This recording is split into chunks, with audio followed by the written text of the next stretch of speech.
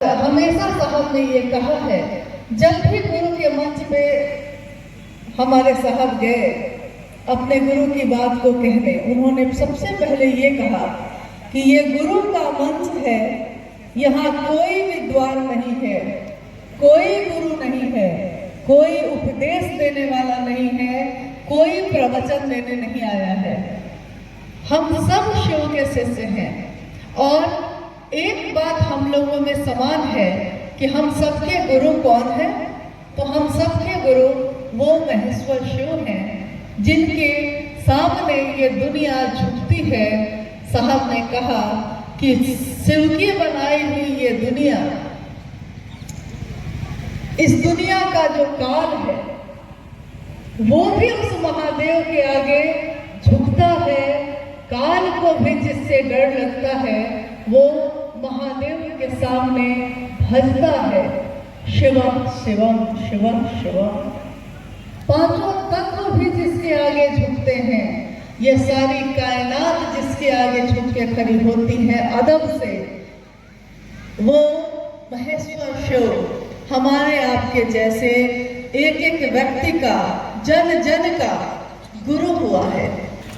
जिज्ञासा सब बहुत सारे लोग जानना चाहते हैं कि शिव का महामंत्र ओम नमः शिवाय है, तो ओम क्यों हटाया गया? अच्छा, ओम क्यों हटाया गया? हाँ, क्यों हटाया गया? अरे ओम हटाया नहीं गया है। देखिए, इसकी व्याख्या तो थोड़ी गहरी है और हमको लग रहा है कि खैर अगर समझा सकेंगे तो, क्योंकि खुद भी तो समझना चाहिए उसके लिए। जिज्ञासा ये है कि ओम नमः शिवाय जब एक पूरा मंत्र है तो उसमें से ओम को हटाया क्यों गया है?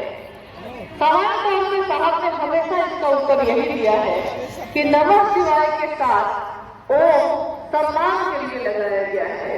पूर्व के प्रारंभिक समय के श्लोक को या किताबों को आप देखेंगे तो उसमें नमः शिवाय शिव का पंचाक्षर मंत्र ही उद्धृत है, लिखा हुआ है। लेकिन बाद के समय में धीरे धीरे बहुत सारे मंत्रों के साथ ओम को प्रारंभ में लगा दिया गया सम्मान के लिए। जैसे हमारे नाम के आगे श्री या श्रीमती लिखा जाता है, उस तरह से। आज चले शिव की ओर में उन्होंने बाद में इसकी व्याख्या और विस्तार से की है। उन्होंने ओम को समझाया है और नमः शिवाय को भी समझाया है।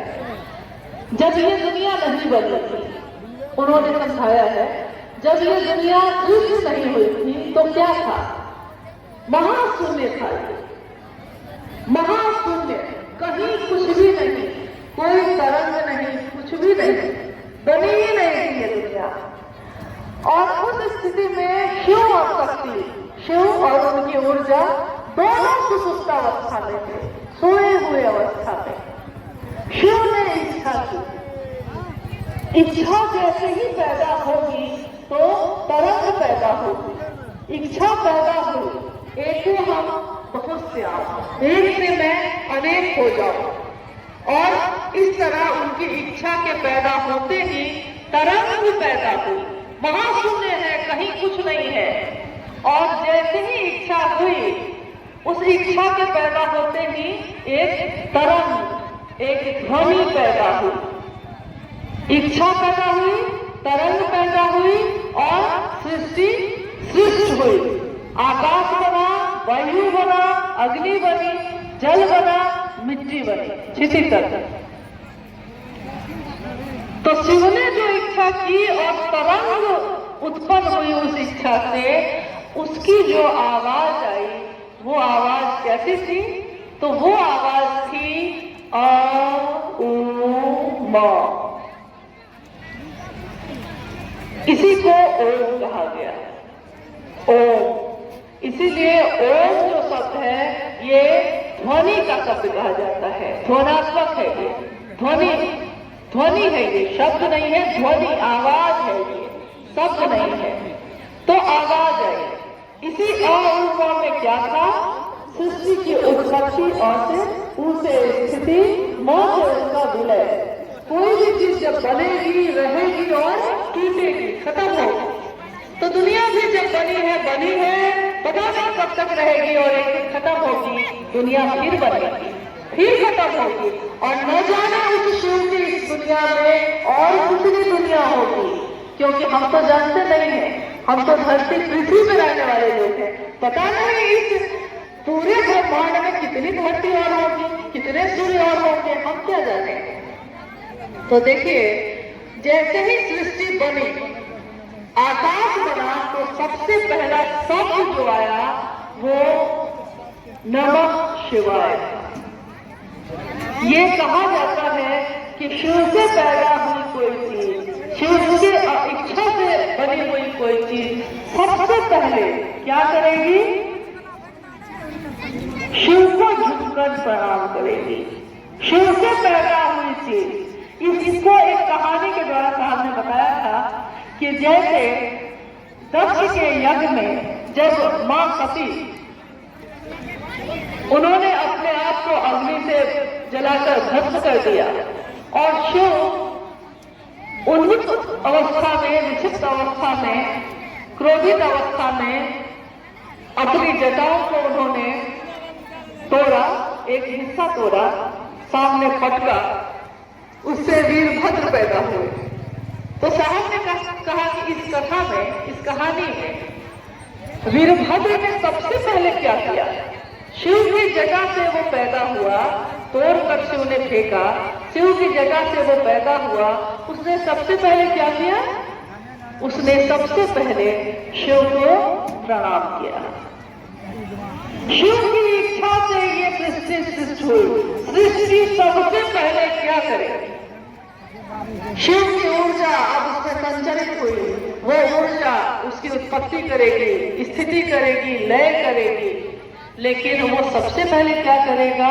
तो ये ओम जो ध्वनि था, उसका प्रकट रूप जो अप्रकट था, वो जब प्रकट हुआ, शब्द बना, तो पहला शब्द बना नमः शिवाय।